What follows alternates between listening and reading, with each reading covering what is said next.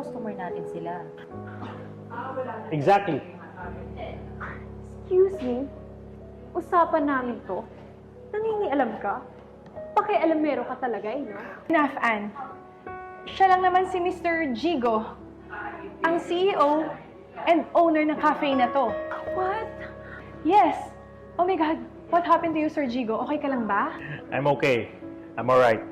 Pero gusto ko lang sabihin sa'yo na sinadya ko talaga tong postura ko na to eh.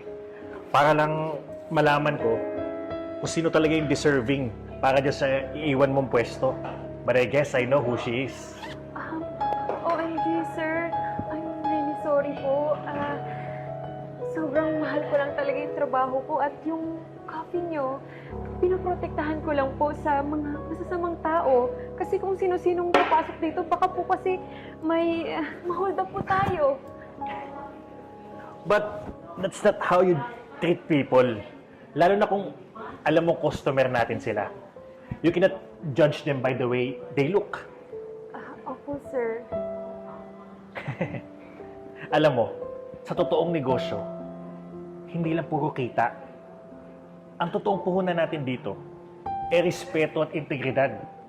Kung sa isang customer pa lang natin ganyan ka na makitungo, paano ko papapaubaya sa itong negosyo ko? Sir, I'm really sorry po. Hindi na po mauulit. Alam mo, hindi sapat yung paghingi mo ng pasensya lalo na kung hindi ka matututo. Simula sa araw na to, sisiguraduhin ko na lahat ng papasok na customers natin, ano man ang itsura nila, itatatuhin nyo ng pantay-pantay na pagtrato. Sir, sorry po. Hindi ko po talaga alam. Alam mo man o hindi, you should have known better. That's basic etiquette.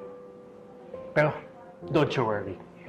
Simula kasi sa araw na to, no need na nakausapin mo yung iba't ibang mga customers natin. Because you're fired.